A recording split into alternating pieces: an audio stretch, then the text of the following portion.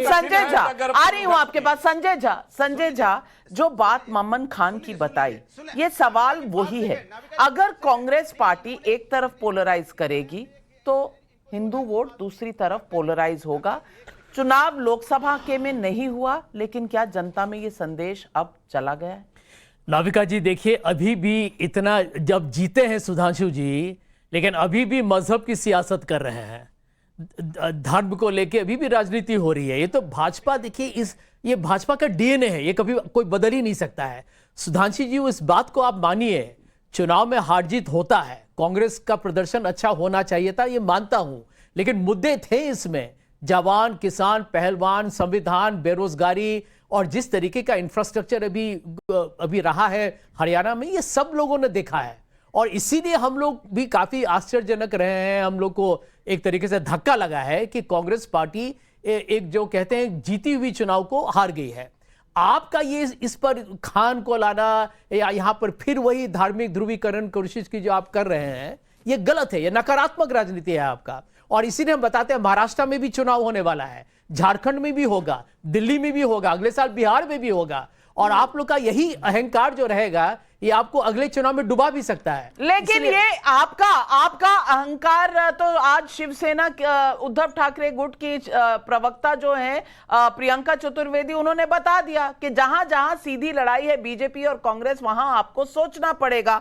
और मैं राजेश गुप्ता जी जो प्रवक्ता है आम आदमी पार्टी के, उनसे पूछना चाहती हूं, सवाल सीधा है, इंडिया अलायंस में कांग्रेस पार्टी क्या अलायंस को एक साथ रखने में विफल हुई है, और इसलिए क्या हरियाणा में कांग्रेस पार्टी को वोट डिवीजन से कहीं ना कहीं खामियाजा भुगतना पड़ा है? और आम आदमी पार्टी जो कह रही थी कि उनका बहुत बड़ा स्टेक है हरियाणा में, आज आम आदमी पार्टी क्या कहेगी? 0 सीट। देखिए इसमें कोई दो राय नहीं कि अगर आप अरविंद केजरीवाल जी का ट्वीट देखें तो उसमें बहुत क्लियर है कि किसी भी चुनाव को हल्के में नहीं लेना चाहिए। ये सभी जानते हैं कि बीजेपी किस किस्म से चुनाव लड़ती है।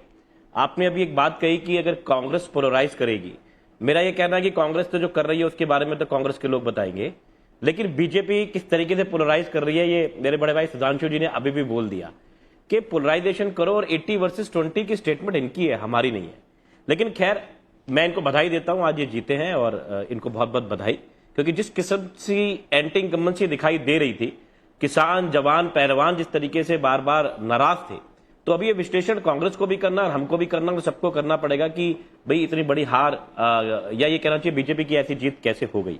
रही हमारी बात, हमें अभी भी जो वोट परसेंट मिला है वो 1.79 है। हम तो नई पार्टी है, जेजेपी जैसी पार्टी को 0.90 का वोट शेयर मिला। और एक बहुत मजेदार कहानी है कि जिसके साथ भी बीजेपी जाती है, जैसे जेजेपी हो या पीडीपी का कांग्रेस जो कश्मीर में हाल हुआ है, या वाईएसआर कांग्रेस का जो आंध्र में हुआ, जो इसके साथ गठबंधन में भाजपा के साथ गया, उसकी बर्बादी लगभग तय हो जाती है, बिल्कुल बहुत बुरा हाल हो जाता है। अब तो क्या हमारी जहां तक बात रही, हमें कांग्रेस के साथ जाने वालों की हालत नहीं है? नहीं, ये कांग्रेस के साथ जाने वालों की हालत नहीं है, तभी तो आपका ये हाल हो गया। हालत हो जाती है, उनके नहीं, वो फायदा उठा के कांग्रेस के पास। देखिए हमारा तो कोई गठबंधन अभी कांग्रेस के साथ था नहीं, उसमें इंडिया अलायंस के तौर पे है जो लोकसभा के अंदर है भारत के तौर पे, लेकिन स्टेट वाइज तो हमारा कोई गठबंधन नहीं था।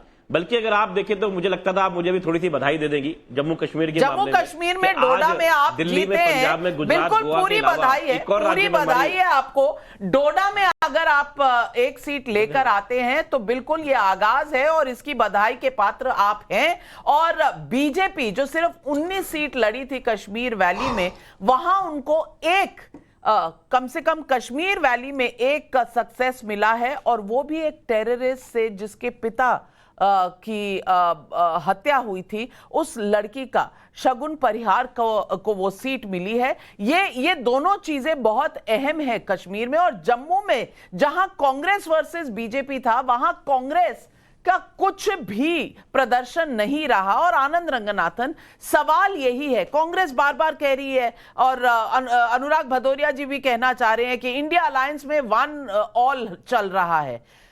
नेशनल कॉन्फ्रेंस जीती है कांग्रेस, सिंगल डिजिट में है जम्मू कश्मीर में। ओमर अब्दुल्ला कहते रह गए कि जम्मू में आप लड़िए बीजेपी के खिलाफ, कांग्रेस नदारद थी। और हरियाणा में इन फाइटिंग हो या फिर जो कास्ट कॉम्बिनेशन हो और या फिर चीफ मिनिस्टर के लिए जो जद्दोजहद चल रही थी, ओवर कॉन्फिडेंस भी था, अहंकार जिसे बार बार संजय झा कह रहे हैं, क्या इन्हीं कारणों की वजह से कांग्रेस हारी है?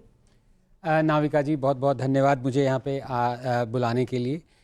देखिए, आपने बाजीगर शब्द का इस्तेमाल किया। दो तरह से आज मैं कहूँगा कि नरेंद्र मोदी बाजीगर हैं।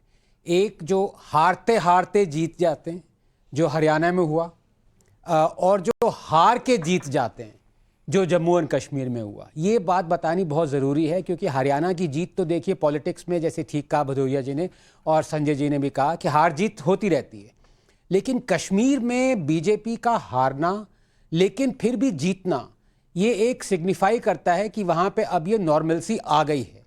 अगर लोग चाहें भी कि नॉर्मलसी ना हो तो भी वो उनके मंसूबे डिफीट हो जाएंगे, क्योंकि इलेक्शन होना जम्मू एंड कश्मीर में और एक्सेप्टेंस लाना, चाहे कोई भी आए, बीजेपी नहीं आई, लेकिन इस सबसे ज़्यादा खुशी मुझे लगता है बीजेपी की होगी इसमें। और राहुल जी पे मैं क्या कहूँ, सब लोग गाने की बात कर रहे हैं, सुधांशु जी ने गाना गाया, मैं भी एक लगे हाथों अपना, मुझे लग रहा है ये डिबेट कम, मुशायरा ज्यादा हो गया है। तो राहुल जी की स्थिति उस तरह की है कि हरियाणा में देखिए हारे और कश्मीर में अब गवर्नमेंट बनाएंगे, तो गम और खुशी में फ़र्क महसूस ना हो जहां, गम और खुशी में महसूस फ़र्क ना हो जहां, मैं दिल को उस मकाम पे लाता चला गया, हर फिक्र को धुएं में उड़ाता चला गया। ये राहुल जी की वो है। लेकिन मैं दो चीज़ें यहाँ पे कहना चाहूँगा कि हरियाणा में बीजेपी की जीत बीजेपी की सक्सेस है, कांग्रेस का फेलियर नहीं है। ये मैं क्यों कह रहा हूँ? एक डेवलपमेंट हुआ है। देखिए, कोई भी सरकार 3 बार एंटी इनकम्बेंसी बीट नहीं कर सकती। मतलब ये 50 साल के बाद हुआ है नाविका, ये कांग्रेस की जीत नहीं, मतलब हार नहीं हो सकती। ये सरकार ने कुछ किया होगा। अगर आप एक्सपोर्ट्स देखें हरियाणा के, पिछले 10 साल में 4.5 टाइम्स बढ़े हैं, आकी बहुत सारे आंकड़े। लेकिन दूसरी जरूरी बात यह है, आपने कहा जय जवान, जय किसान, जय पहलवान, बीजेपी ने भी ऑपोजिशन से सीखा है। जो फ्रीबीज और रेवड़ियां ऑपोजिशन ने 240 के ऊपर तक बीजेपी को नहीं आने दिया था, अभी बीजेपी ने देखिए क्या क्या किया है कमाल। बीजेपी ने 2100 पर मंथ हर महिला को हरियाणा में दिया है।